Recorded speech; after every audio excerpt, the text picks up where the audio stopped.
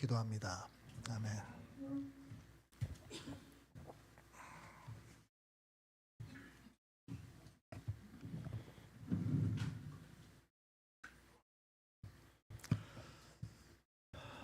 우리 기독교와 정치에 대한 이야기를 쭉 하고 있는데 오늘 마지막 시간입니다. 타이밍이 맞나요?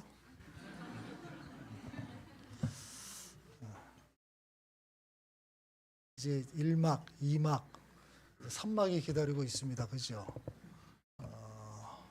대통령 선거를 또 해야 되기 때문에 하나가 넘어가면 그다음 또 다른 문제가 나오고 또 넘어가면 대통령 선거 끝나면 괜찮을까요? 별로들 그렇게 예상하지는 않죠. 어떻든 우리는 일단 정치에 대한 얘기는 오늘로 마무리를 짓도록 하겠습니다. 오늘은 약간 좀 생소하기도 하겠지만 그렇다고 또 완전히 생소하지 않은 보통 교회에서 은밀하게 많이 이야기가 되는 주제이기도 해요. 그런데 이런 주제에 대해서 본격적으로 생각해 본 적도 거의 없는 바로 기독교 국가에 대한 이야기를 좀 하겠습니다. 기독교 국가를 주장하는 사람들이 꽤 오랫동안 있어 왔어요. 기독교 역사 2000년 동안은 말할 것도 없고요. 우리나라에서도 이런 주장들이 심심치 않게 계속 있었습니다. 제가 어렸을 때 신앙생활할 때도 교회에서도 이런 이야기들을 종종 들을 수 있었어요. 우리나라가 기독교 국가가 되면 얼마나 좋겠냐. 이런 바람들을 그때는 막연한 생각이었죠. 그런 바람들이 여기저기서 나온 적이 있었습니다. 그래서 혹시 이런 거 들어보셨어요? 동방의 예루살렘이라는 거? 도대체 이 출처는 어디일까요? 분명히 있을 겁니다. 제가 봤던 기억이 나는데 출처가 있을 거예요. 그러니까 예전부터 우리나라에서는 한국 교회에서는 우리나라가 동방의 예루살렘이다 이런 자뻑이죠. 이런 이야기들이 굉장히 많이 있었습니다. 그래서 요거는 세계 교회 역사를 보면 예루살렘에서 출발한 이 기독교 복음이 계속 서쪽으로 간다. 그래서 유럽으로 와서 로마로 갔죠. 그래서 로마가 전 세계 복음화하는데 어떻든 굉장히 기여를 많이 했고 그게 대서양 건너 미국으로 건너갔다. 그래서 미국에서 선교사를 엄청나게 많이 파송을 해서 전 세계 복음화에 굉장히 큰 기여를 했다. 그게 태평양을 건너서 이제 대한민국까지 왔다는 거죠. 그래서 이제는 대한민국의 시대다. 그리고 이것이 더 가서 다시 예루살렘으로 돌아가면 어떻게 될까요? 종말이 온다. 이게 Back to 예루살렘 들어보셨어요? 이것도 이렇게 연결되는 거예요. 그래서 예루살렘으로 다시 가서 이스라엘 사람들이 대거 기독교로 회심하면 세상의 끝이 온다. 이렇게 주장하는 겁니다. 만약에 이게 맞다면 그럼 이스라엘을 주목해 봐야 돼요. 그리고 요거에서 좀 연결돼 나오는 게 뭐냐면 많은 분들이 시위하러 나갈 때 태극기와 성조기와 이스라엘기를 들고 나가죠. 이게 이렇게 연결이 돼요. 자세히 얘기는 안 해요. 나중에 얘기할 기회가 있을 겁니다. 이런 신앙하고 관련이 있습니다. 그래서 이스라엘 국기를 들고 나가는 거예요. 어떻든 그렇게 돌고 돌았는데 그래서 우리나라에 복음이 들어왔어요. 이제는 우리나라가 예전에 이스라엘이 감당했던 역할을 해야 된다고 생각하는 거예요. 근데 이스라엘이 이때 생각하는 이스라엘은 구약시대 이스라엘이겠죠. 신정국가였단 말이에요. 하나님이 직접 통치하시는. 그러니까 우리나라도 그런 나라가 돼야 된다라고 생각을 하는 겁니다. 그래서 기독교 국가가 돼야 된다고 생각하는 거예요. 근데 이게 가능한 증거가 있어요. 왜 그러냐면 우리나라가 1970년대, 80년대 세계의 기독교 역사에서 거의 유례를 찾아보기 어려운 대부흥을 이뤘거든요. 이거는 하나님께서 엄청나게 축복을 해주신 증거라고 볼 수밖에 없는 거예요. 그러니까 동방의 예루살렘 맞는 거죠. 그리고 그렇게 되기 위해서는 실질적으로 우리나라의 모든 분야가 기독교화 돼야 된다고 생각해요. 그래서 그렇게 해야 되기 위한 첫 걸음은 뭡니까? 정치. 통치자가 기독교인이 되면 그 첫 걸음이 된다라고 생각을 하는 거죠. 그래서 기독교인이 대통령 후보 나오면 무조건 지지하게 되는 거예요. 그게 이승만 때 그랬죠. 그다음에 김영삼 때 그랬고 이명박 때 그랬고 이게 다 연결이 되는 이야기들입니다. 바로 그 흐름 속에서 최근에 보수 일각과 기독교 보수 세력 쪽에서 이승만 미화 운동이 벌어지는 겁니다. 그 흐름에 기독교인들의 흐름에는 기독교 국가에 대한 열망이 있는 거예요. 왜 그랬죠? 이승만이 우리나라를 기독교 국가로 만들고 싶어 했거든요. 그거를 다 압니다. 제가 이것도 잠깐 얘기를 했었지만 이걸 노골적으로 그렇게 하지는 못했어요. 그래서 우리나라 헌법은 정교분리 원칙을 그대로 집어넣었다 그랬죠. 제헌헌법에도 그렇게 들어가 있습니다. 그래서 그렇게 못했지만 실제적으로는 기독교 국가처럼 운영을 했어요. 또 그렇게 하기를 원했던 이야기들을 자주 했었죠. 그래서 우리가 잘 아는 대로 제헌국회가 개원을 할 때 그 당시 우리나라 기독교인의 비율이 5%가 안 됐습니다. 전체 인구 중에서. 근데 국회의원이 그 당시에 이제 원래 300명인데 북한복음 빼고 198명이 선출이 됐는데 그 중에 54명, 이게 27%예요. 이 사람이 기독교인이었어요. 그러니까 전 국민은 5%도 안 되는데 국회의원은 27%, 거의 5배가 넘습니다. 그러니까 이럴 정도로 상층부는 상당히 기독교화가 돼 있었던 거고 거기에 대통령도 기독교인이니까 다른 종교나 이런 사람들이 별 소리를 못 냈던 거예요. 그래서 국회 개원식에서 그 국회의원 중에 목사가 4명이 있었는데 그중에 목사 한 사람이 일어나서 기도를 하고 시작을 했어요. 그때 기독교인들이 어떤 느낌이었을까요? 야, 우리나라는 드디어 기독교 국가가 되는구나. 그런 생각이 들지 않겠어요? 대통령도 기독교 장로죠. 국회의원 다수가 기독교인이죠. 거의 기도로 시작해요. 국가 기관의 가장 중요한 기관의 시작을 기도로 했다. 와, 대단해요. 이런 거. 그 이후에 이승만 대통령은 기독교 편향적인 정책을 계속 폈죠. 뭐 그 얘기도 전에 했었습니다. 그래서 이제 이런 흐름들이 있었는데 그러나 별로 끝이 좋지 않았죠. 그렇게 하다가 12년 만에 쫓겨나게 되고 망명하게 되고 기독교 국가에 대한 꿈이 완전히 사라져 버리는 느낌이었어요. 최근에 다시 이제 이런 흐름들이 나오게 되죠. 이승만 복권 운동이 일반 보수 세력과에서도 나오지만 기독교 보수 세력에도 계속 나오면서 이런 그때는 뭐 어떻든 이승만이라는 일반적인 얘기를 하지만 기독교 쪽에서는 기독교 국가에 대한 열망이 담긴 이승만 미화 작업이 들어간 거예요. 이런 얘기를 쭉 하고 있었는데 최근에 이걸 아예 노골적으로 보다 분명하게 천명했던 사람이 있습니다. 누구일까요? 부산에 있는 손현보 목사예요. 손현보 목사가 몇 주 전에 그 교회에서 대안학교를 만들었어요. 교회가 고신에서 지금 제일 크다고 알려져 있거든요. 굉장히 큰 교회 모양이에요. 그래서 거기에서 대안학교를 이제 개원을 했거든요. 그 개원 이제 학교 개원 예배 뭐 하여튼 행사 거기에서 아예 노골적으로 필요합니다. 우리는 기독교 국가를 만들기 위해서 이 작업을 좀 하고 있는 거다. 이렇게 이제 주장을 하게 된 거예요. 그래서 일단은 대안학교를 만들어서 기독교적 교육을 아이들에게 시켜야 된다. 그래서 그 아이들이 기독교 사상을 가지고 이렇게 성인이 되고 이렇게 되면 우리나라가 기독교 국가 되는데 큰 문제가 없지 않겠냐. 그래서 이 손현보 목사가 또 펼치는 운동이 뭐냐면 교회마다 이런 대안학교를 하나씩 만들자. 그러면 되지 않냐. 그래서 세상 학교에서 가르치지 못하는 것들을 제대로 가르치자.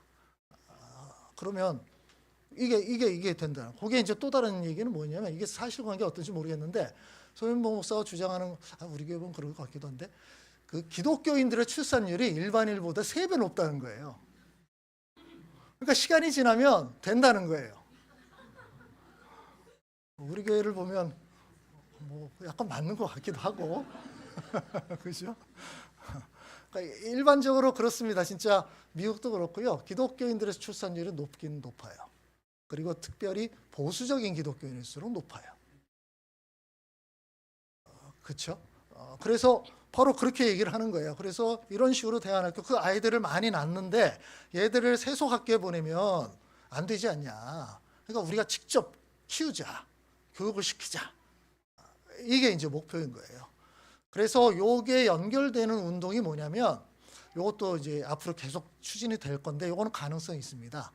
그러니까 지금은 학교에 지원을 해주는 제도인데 이걸 학생들 개인에게 지원해 주자. 바우처 제도라는 거예요. 교육 바우처 제도를 확립하려고 지금 운동을 벌이고 있어요. 그러니까 학생이 어느 학교에 가든 상관없이 그 학생에게 지원금을 주면 얘가 대안학교를 가든 어디를 가든 지원을 받는단 말이에요. 그러니까 이런 식으로 제도를 바꿔야 된다고 주장하는 겁니다. 이 운동을 이제 앞으로 계속 펼치게 될 거예요.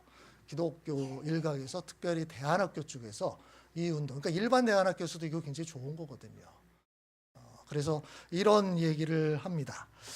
근데 이 손현무 목사가 시작한 그 대안학교의 이름이 재미있어요.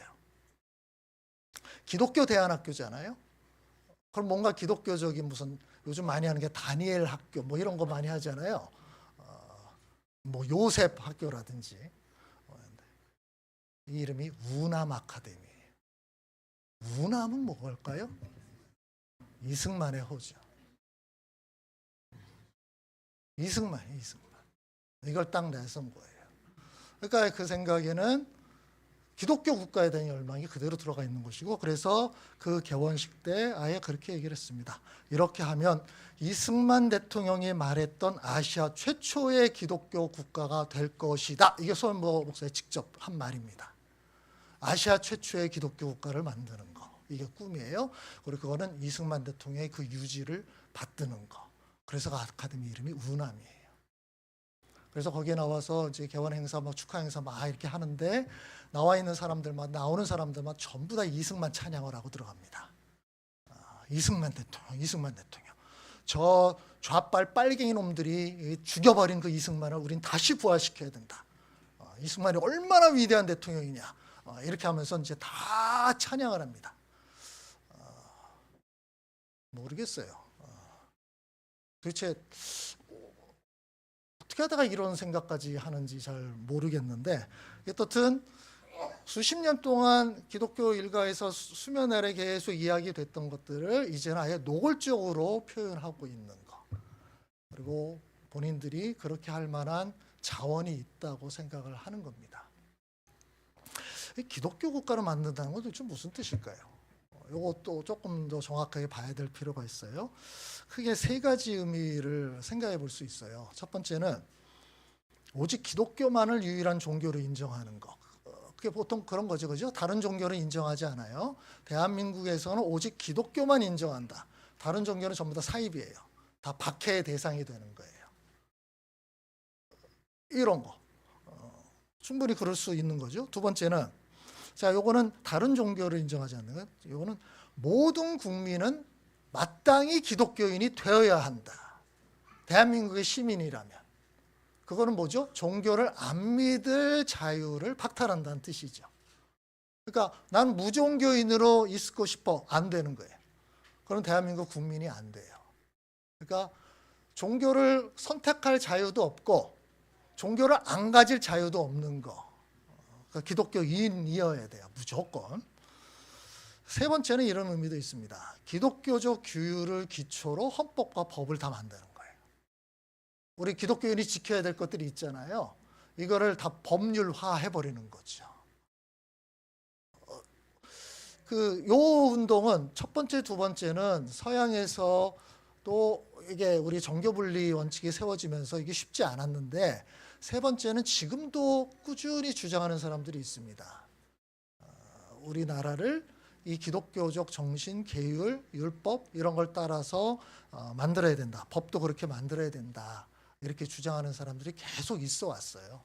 그래서 신학계에서도 이런 흐름들이 지금도 계속 있습니다. 이 사람들은 theonomist라고 얘기하는데 신율주의자라 그래요.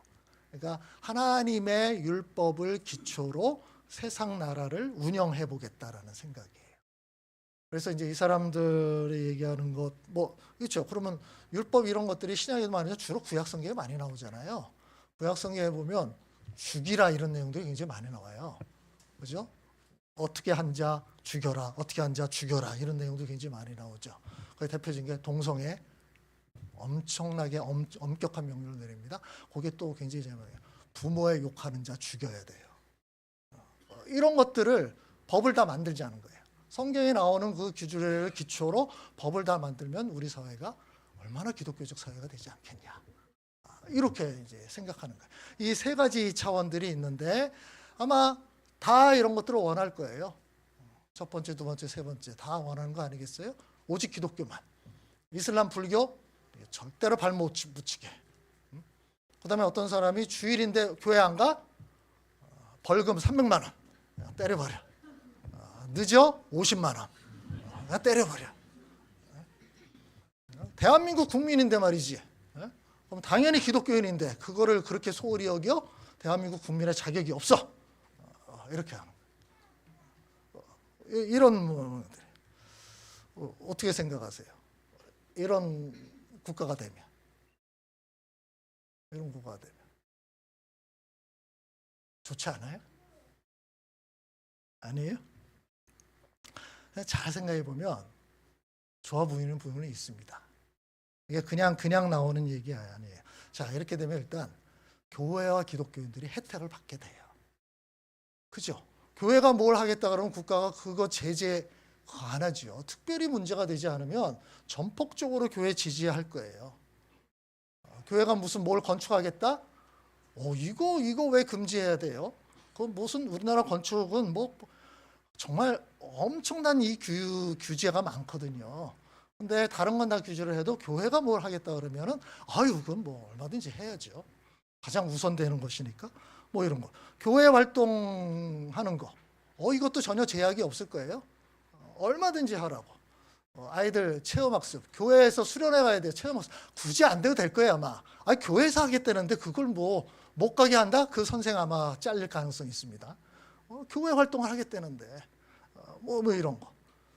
교회 세제 혜택 분명히 있을 것이고요. 목사 세금을 내야 됩니다. 이거 당연히 없어질 겁니다. 이런 것들. 또 생각을 해보면 기독교 학교들 당연히 또 좋겠죠. 지금 이제 점점 문제가 되는 게 기독교 학교인데도 체플을 하는 게 계속 이제 뭐가 걸리고 있어요. 그거 안 된다. 그러면 각 사람들의 종교의 자유를 빼앗는 거다. 그래서 지금 이게 점점 걸리고 있죠. 근데 이런 거 이제 뭐 말도 안 되는 거예요. 그냥 어떻게 한다면 매일 1시간씩 기독교 교육을 하겠죠. 제가 생각해보니까 목사들이 제일 좋았던 목사 일자리가 엄청 늘어날 거거든요. 그렇죠? 모든 기관에 다 목사가 있지 않겠어요? 그렇죠? 다 그 기초 위에서 움직일 테니까 목사 전성 시대가 올 겁니다. 지금은 목사들이 교회가 점점 쇠퇴해서 목사가 됐는데 갈 데가 없어요. 할 일이 없어요. 근데 이거는 제가 생각해 보니까 이게 목사들이 전성 시대가 오겠네. 만약에 이렇게 된다면 다들 신학교 가는 게 다른 거 별거 할 게 없으면 신학교 가는 게 최고다. 이런 세상이 될 겁니다. 그럼 목사들은 대우받겠죠, 당연히. 그 목사가 이제 교회가 좀 작으면은 거기에서 주는 돈도 별로 안 나올 거잖아요. 근데 국가가 오게 되면 누가 그 돈을 주죠? 국가가 줄 거예요. 그죠? 국가교회는 당연히 국가가 그걸 다 지원해 줍니다. 노후 걱정할 필요 없어. 국가에서 그거 다 해줘. 이건 뭐 엄청 좋은 거란 말이에요. 자, 또 다른 얘기를 하면 주일에 직장에서 불러낸다? 있을 수 없어요. 기독교 국가에서 어떻게 그럴 일이 있어? 그죠? 주일날 절대로 그런 일 없습니다. 염려 안 해도 됩니다.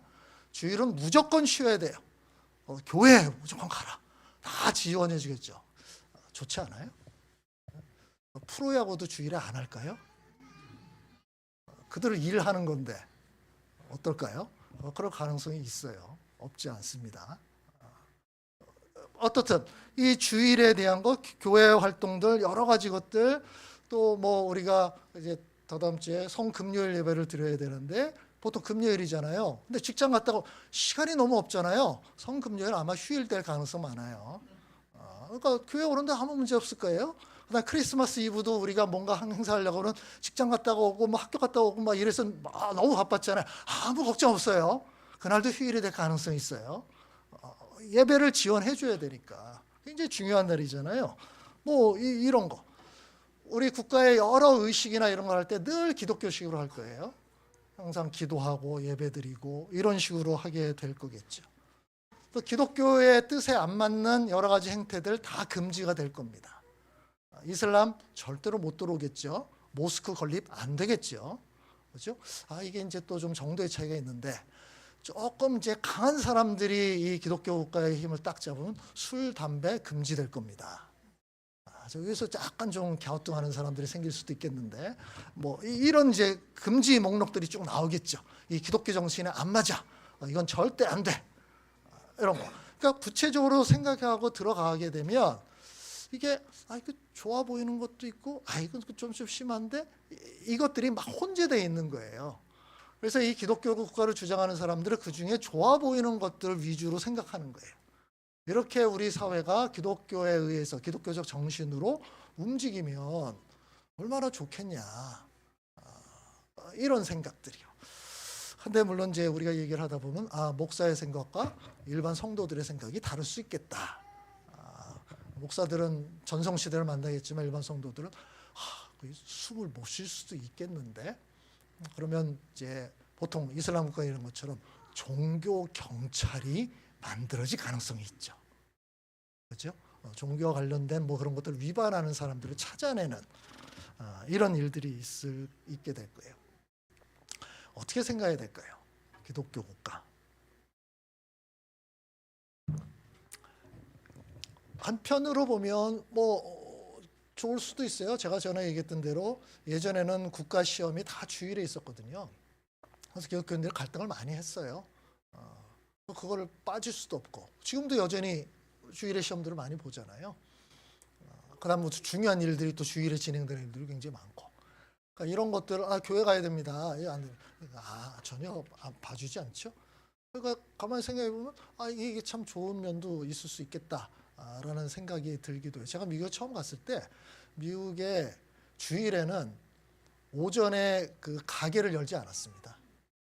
오전에는 다 교회 가라고 해서 보통 12시 넘어서야 가게를 열어요. 그러니까 그 사람들이 쉬겠다는 게 기독교적 전통이 있어서 그렇습니다. 그러니까 그 전에는 더 심했대요. 근데 이게 점점 세속화되면서 이렇게 들어왔다는 거예요. 그러니까 주일의 교회 활동과 이런 걸 하는 거를 사회적인 시스템으로 지원을 해주는 그런 부분이 있거든요. 근데 좀 더 깊이 생각해 보면 이거는 문제가 훨씬 더 많습니다. 첫 번째는 기독교 국가라는 거는 종교가 타락하는 고속도로예요. 그냥 타락하게 돼요. 역사가 보여주죠. 권력과 결탁한 종교는 필연적으로 타락합니다. 이거는 그렇게 되지 않을 수가 없어요. 우리나라 봐도 예전에 고려시대에 그때 불교가 국교였죠. 어떻게 됩니까? 결국 그거 결탁되면서 고려가 망했고 조선시대 들어오면서 어떤 정책을 피죠? 억불 정책을 피죠. 불교를 탄압하는, 억누르는 정책. 그렇게 된 거, 그렇게 본 거거든요. 조선을 건립한 사람들 왔을 때 고려의 멸망의 주된 원인 중에 하나가 불교다. 이렇게 본 거거든요. 같이 결합되면 그렇게 될 수밖에 없어요. 우리는 이거를 세계사에서는 로마를 통해서 보죠. 로마가 기독교 국가가 됐습니다. 테오도시우스 왕제가 기독교를 국가로 선포를 해버렸어요. 자, 이때로부터 어떤 일이 벌어지죠? 기독교 타락의 역사가 시작이 됩니다. 기독교 정신을 다 상실하게 돼요. 이젠 힘이 생겼어요. 권력이 생겼고요. 돈이 생겼어요. 필연적으로 타락하게 되죠. 그게 중세시대 우리가 잘 아는 그 모습으로 나타난 거잖아요. 그래서 교회사 전체 역사를 보면 이게 이제 313년에 콘스탄틴 대제가 기독교를 공인한 거로부터 이제 시작이 되는 거거든요. 공인했다는 얘기는 로마인들, 로마 시민이 믿어도 좋은 종교로 인정받은 거예요. 그 다음에 또 한참 지나서 테오도시우스 왕제가 그걸 국교로 만든 이렇게 절차가 되어 있는데 어떻든 콘스탄틴 왕제가 기독교를 공인했다. 313년에 공인했다라는 뜻은 이미 대세가 기울었다는 뜻이기도 해요. 이제는 더 이상 기독교를 탄압하거나 억누를 수는 없다. 그래서 그때부터 실질적으로 로마의 기독교화가 시작이 된 겁니다. 그래서 기독교의 암흑시대, 어떤 면에서 암흑시대를 콘스탄틴 이후의 기독교라고 얘기를 해요. 결국 그것 때문에 기독교는 타락의 길로 계속 갔고 그게 종교 개혁으로 이어졌다라고 보는 거거든요. 아까도 말씀드렸듯이 이승만 대통령이 친기독교 정책을 굉장히 많이 펼쳤죠. 그의 꿈은 우리나라가 기독교 국가가 되는 거였어요. 그래서 한국 교회도 이승만을 전폭적으로 지지합니다. 정말 그때는 훨씬 더 노골적이었어요. 완전히 선거 운동에 나섰거든요. 이제 3.15 부정선거 얘기 들을 때도 대통령 이승만, 부통령 이기붕, 이거를 교회에서 아예 대놓고 광고를 했거든요. 지금은 이제 이게 선거법 때문에 안 되는데 그때는 뭐 법이고 뭐고 이런 거 없었죠. 아예 그리고 그때는 잘 보면 보수 진보 기독교 말할 것도 없었어요. 전부 다예요. 진보적 기독교도 마찬가지예요. KNCC, 이게 지금 진보적 기독교 기관이라 보는데 그때 가장 열정적으로 나섰던 데가 KNCC였습니다.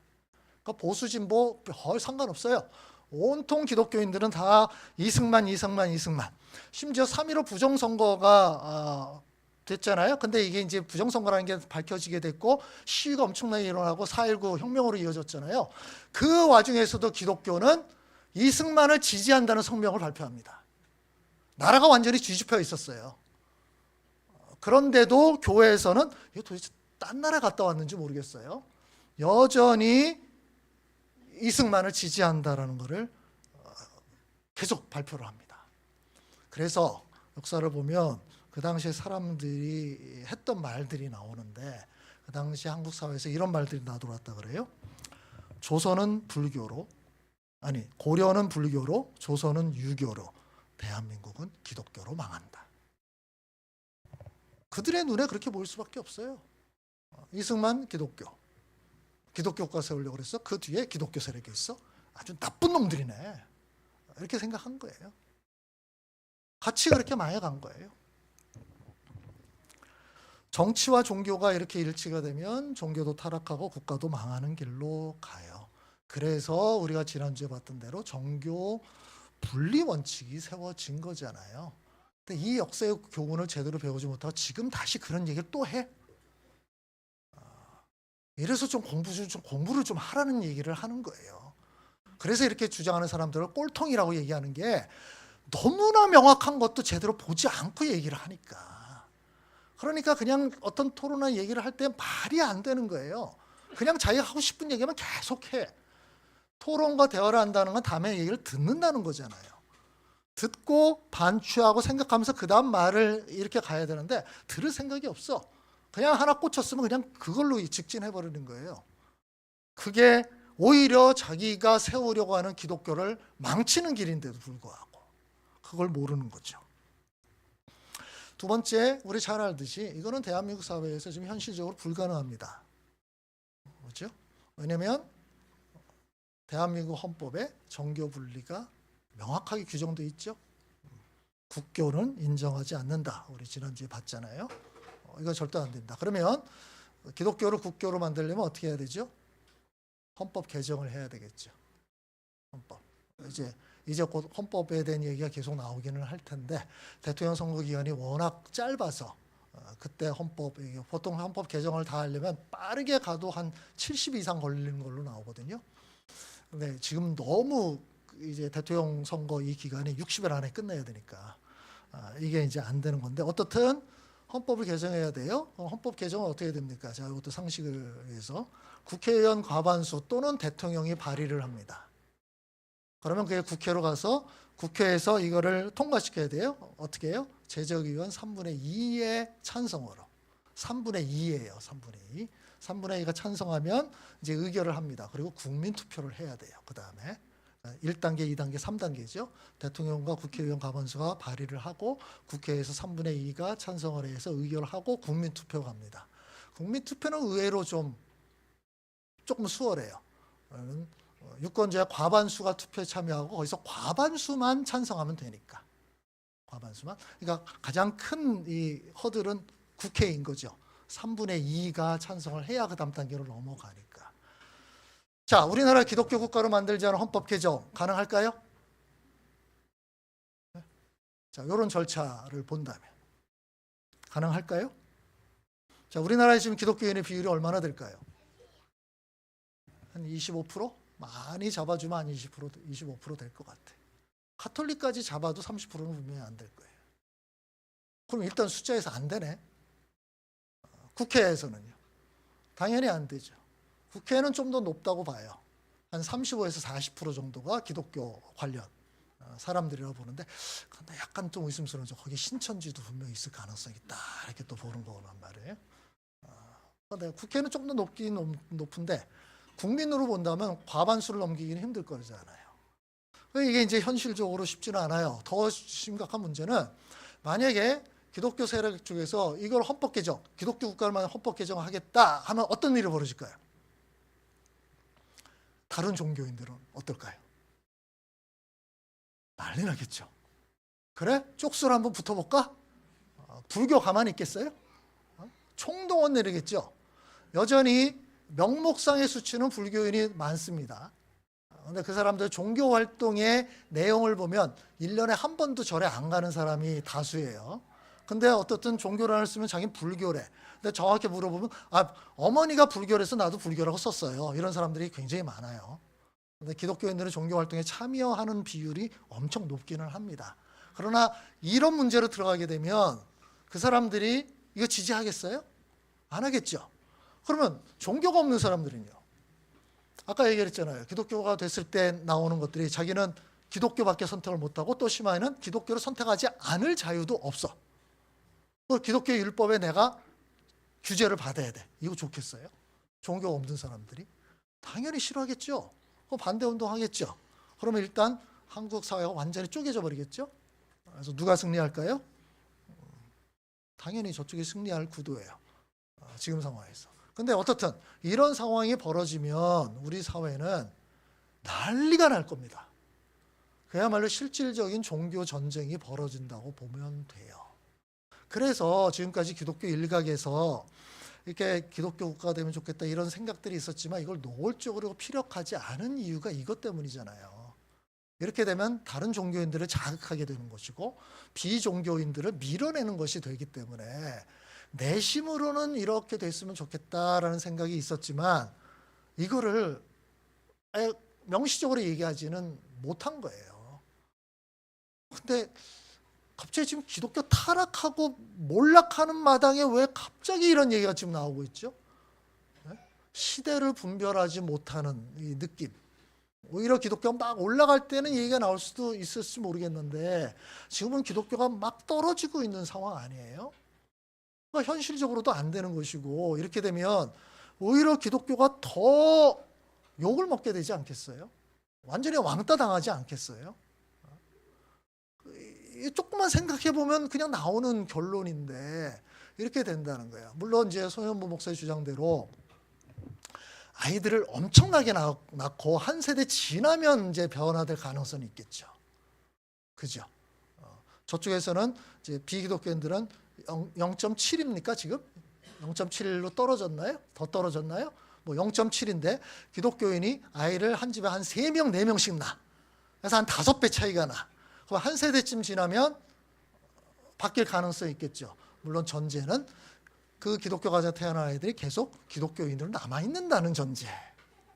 지금 보면 이것도 별로 그렇게 낙관적이진 않아요. 왜냐하면 다른 교회들 보면 장로님, 권사님들의 자녀들도 교회 안 나오는 비율이 엄청 높거든요. 걔도 교회를 다 떠나고 있거든요.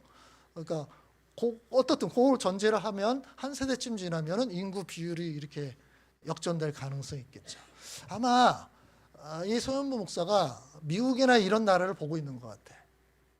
거기는 이런 현상이 일어나고 있습니다. 근데 종교가 달라요. 어디가 이렇게 하죠? 이슬람이에요. 이슬람 교인들이 아이들을 훨씬 더 많이 낳고 있어요. 그래서 이게 굉장히 그 미국 기독교에서는 위협으로 느끼고 있습니다. 그러면 아이 낳기 경쟁을 해야 되나요? 네? 서로 그냥 아이 낳기 경쟁 봐. 다시 생육하고 번성하라. 우리 김효천 선교사님을 모델로 삼아서 다들 최소한 4명 이상은 낳아야 돼. 그 이하 나면 페널티. 4명 이상 낳아야 돼 무조건. 이게 이제 우리나라를 위해서도 좋고 기독교를 위해서 가장 좋은 거예요. 애국, 이건 뭐죠? 애기 이상하네. 이런 게 되는 거예요. 지금 손현모 목사님 가만 이 얘기를 하고 있는 거 아니에요? 아이를 계속 많이 낳아서 한 세대가 지나서 역전시키면 가능하지 않겠냐? 근데 그렇게 돼도 어떻든 종교 전쟁은 피할 수 없을 거예요. 사회가 가장 무서운 전쟁, 그 얘기도 했었죠. 역사상 가장 무서운 전쟁은 종교 전쟁이다. 종교와 관련된 어떤 전쟁이 가장 무섭습니다. 왜냐하면 물불 안 가리니까 정말로 완전히 목숨을 걸고 하는 전쟁이기 때문에 그래요.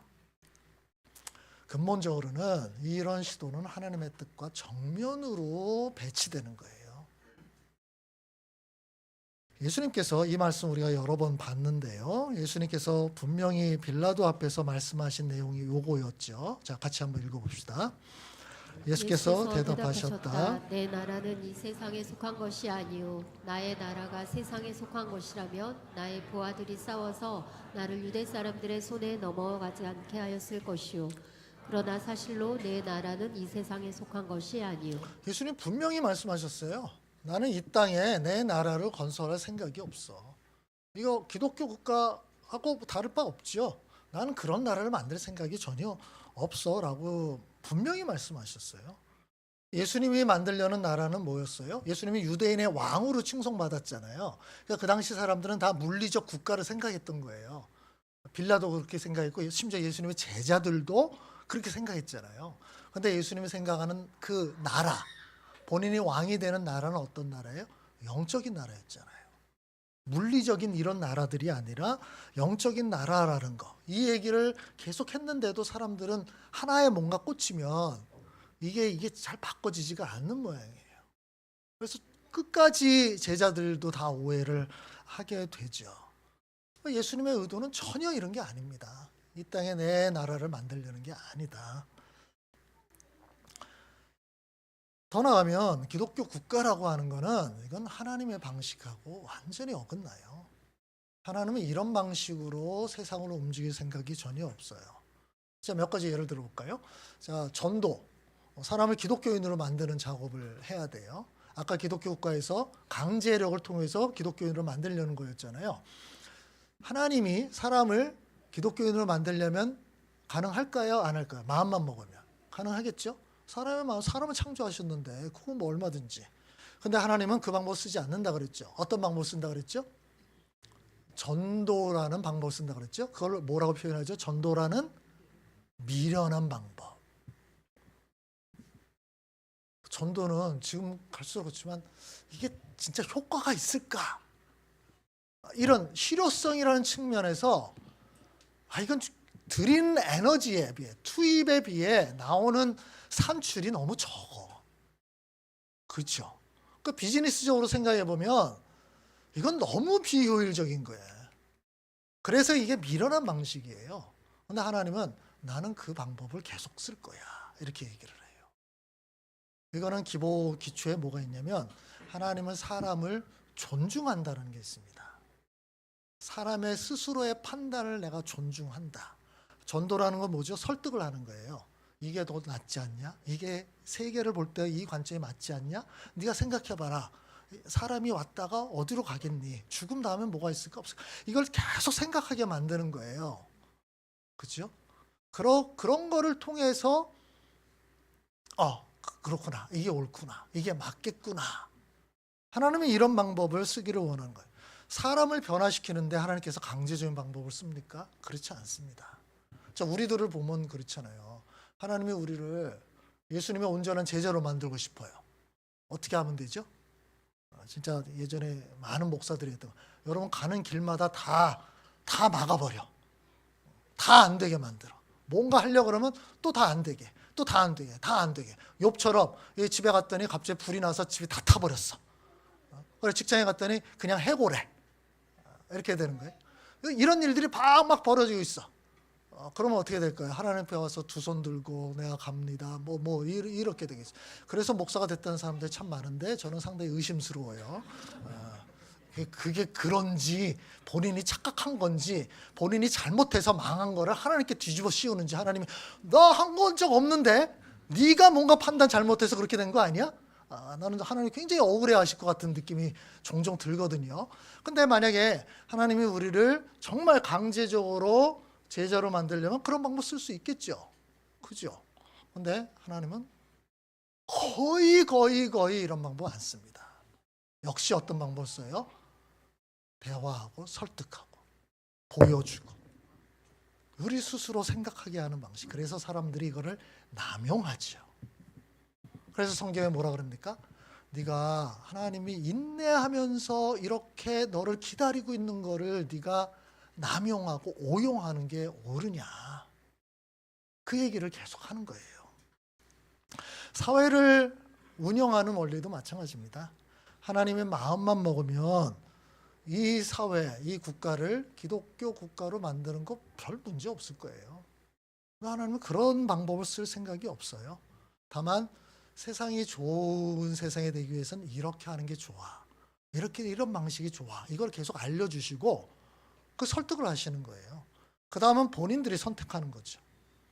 그거를 받아들이면 좋은 사회로 갈 것이고요. 안 받아들이면 점점 망하는 길로 가는 거겠죠.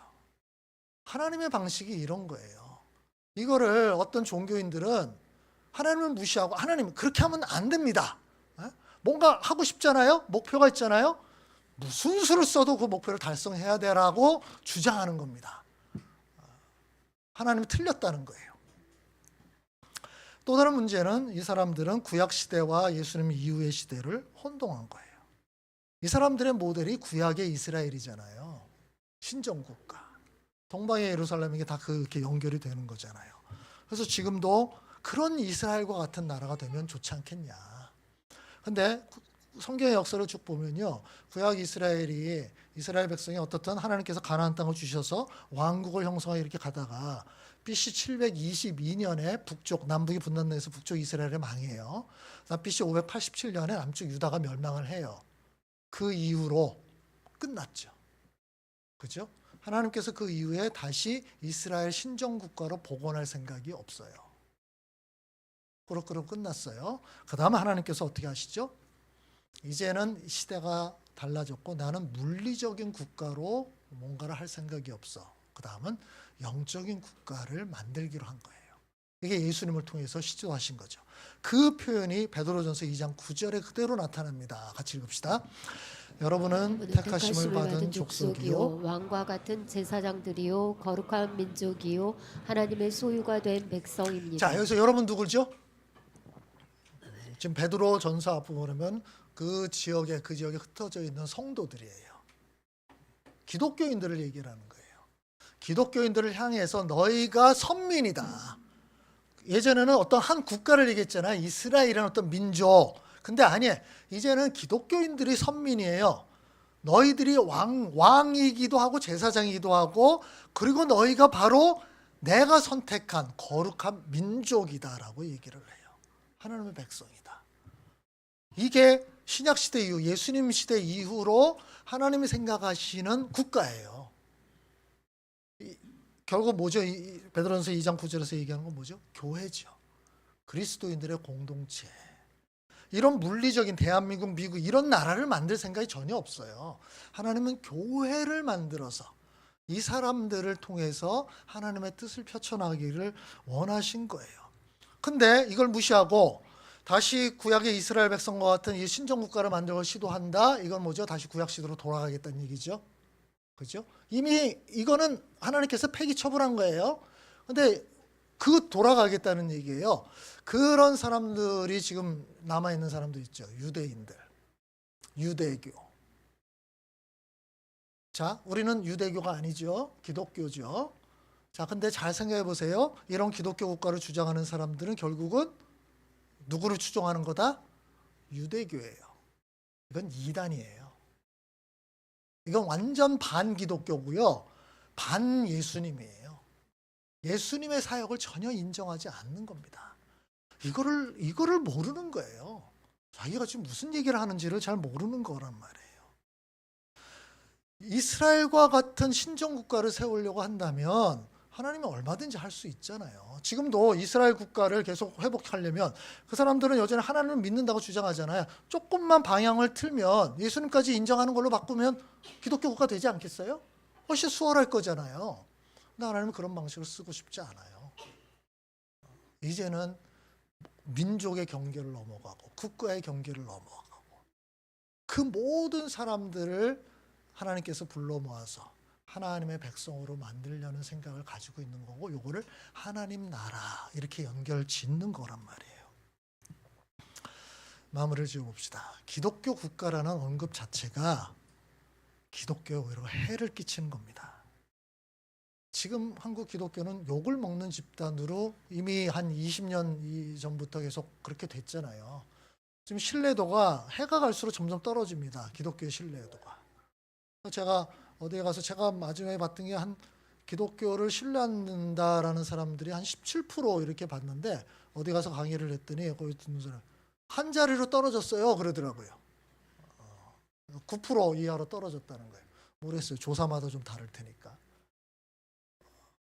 느낌은 그럴 수 있을 것 같아요. 지금 한국 사회에서 기독교를 신뢰한다고 하는 사람들이 얼마나 있을까? 기독교인들 외에. 근데 기독교인들도 지금 신뢰 안 하는 것 같아. 그죠? 이런 상황이에요. 근데 이또 기독교 국가를 만들 시도를 하게 되면 이건 뭐예요? 계속 자기 발등 찍고 있는 거예요. 더 욕해라, 더 욕해라. 우리 욕먹을 자격이 있다. 그런 거예요. 이게 지금 뭐 하는 짓인지 모르겠어요. 지금은 기독교가 자중하고 자성하고 반성하고 그렇게 해서 신뢰를 회복해야 될 때 아닙니까? 근데 이런 상황에서 고개를 쳐들고서 뭘 하겠다고 막 설치고 있는 상황이잖아요. 이건 그야말로 낭떠러지로 갔는데 밀려가고 있는데 그냥 봐서 다리를 걸어서 그냥 떨어뜨려 버리는 거 똑같은 겁니다. 본인들이 무슨 짓을 하고 있는지를 모르는 거라는 말이에요. 오히려 이렇게 해서 우리나라 전체를 기독교적 국가로 만들려는 시도를 하는 게 맞는 게 아니라, 하나님의 뜻은 뭐냐면 우리 각 사람들이, 각 교회 공동체들이 하나님의 뜻대로 살려는 시도들을 치열하게 해야 된다.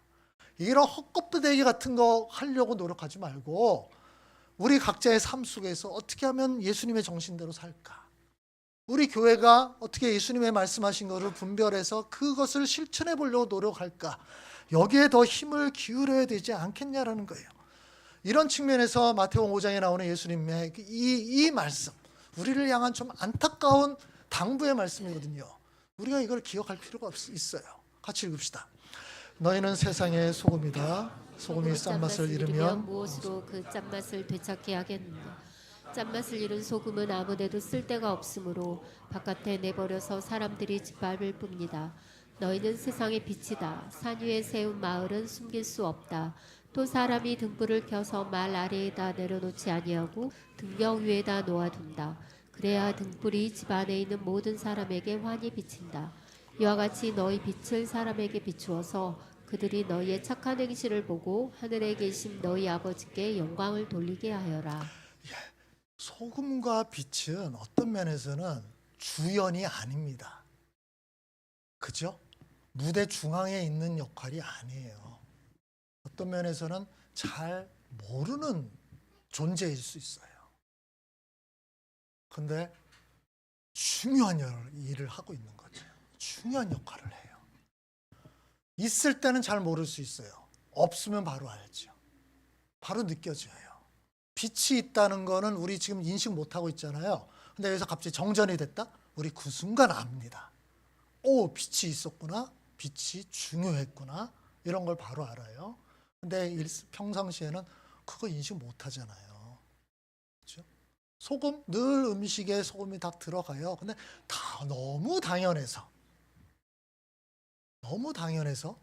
별로 그걸 메인 재료라고 생각 안 하잖아요. 그렇죠? 그냥 부수적인 어떤 거라고 생각하는데 소금이 다 사라져 버렸어. 음식이 괜찮을까요? 물론 그렇게 먹는 사람도 있습니다. 근육을 키우려면 소금을 안 먹어야 된다 그러기도 하는데, 그거 외에는 이거 어떻게 먹겠어요? 바로바로 알겠죠. 그렇죠? 예수님께서 우리에게 말씀하신 게 그래요. 니들이 앞에 나가서 막 설치면서 힘을 발휘하고 뭐 권력을 행사하고 이런 거 아니라 다른 사람들이 잘 모를 것 같지만 근데 정말 필요한 어떤 역할이 있지 않냐. 그렇게 그 역할을 하게 되면 맨 마지막에 뭐죠? 그러면 사람들이 그거를 알게 될 거야. 그리고 그것을 통해서 하나님을 칭송하게 될 거야. 왜요? 그 사람들이 왜 그렇게 살죠? 왜 그런 시도를 하죠? 하나님 때문이잖아요. 그걸 보게 되는 거예요. 그러면서 이게 하나님께서 이 사람들을 만드셨구나. 이렇게 변화시켰구나. 이들 때문에 우리가 살아가는구나. 이거를 깨닫게 된다는 거예요. 기독교 국가를 만들어서 힘으로 뭔가를 찍어 누르면서 위력을 떨치려는 것 전혀 하나님의 방법이 아닙니다. 하나님은 끊임없이 밑에서부터 변화를 일으키기를 원하시는 거예요. 근데 이게 훨씬 힘들죠. 훨씬 어려우니까 사람들이 좀 더 쉬운 방법을 자꾸 찾아요. 그 쉬운 방법은 돈과 권력이거든요. 근데 그렇게 가는 한 하나님의 뜻에서 점점 멀어지고요. 오히려 기독교가 몰락하는 길로 갈 겁니다. 이제 우리에게 주어진 것은 분명합니다. 우리가 그리스도인으로서 어떻게 살아가야 될까를 더 고민을 해야 되는 거예요. 기독교가 욕을 더 먹는 시대에 더 노력을 해야 되는 거예요. 이런 시대에 우리 교회가 어떻게 해야 될까? 하나님께서 우리를 자기의 거룩한 민족으로 세워주셨는데 선민으로 세워주셨는데 우리가 교회 밖에 있는 사람과 똑같이 살 수는 없지 않냐? 없지요. 우리는 하나님을 아는 자들이잖아요. 하나님의 뜻을 분별한 자들이잖아요. 그러면 그것을 실천하기 위해서 되든 안 되든 노력을 해야 되는 거 아니겠어요? 그렇게 하면서 우리의 삶이 변화가 되고 우리를 통해서 세상이 변화되는 일이 일어나는 거예요. 이것이 하나님께서 사용하시는 어리석은 방식입니다. 같이 기도합시다.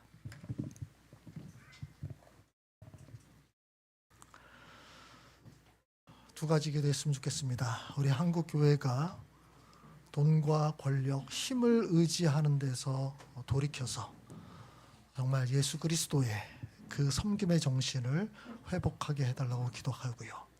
두 번째는 우리 각자가 그리스도의 온전한 소금과 빛이 되어서 이 세상 속에 하나님을 드러내는 자들이 되고 또 우리 교회가 분별한 하나님의 뜻을 그대로 실천하기 위해서 애를 쓰고 노력하는 그런 교회가 되게 해달라고 우리 함께 마음을 모아서 기도합시다.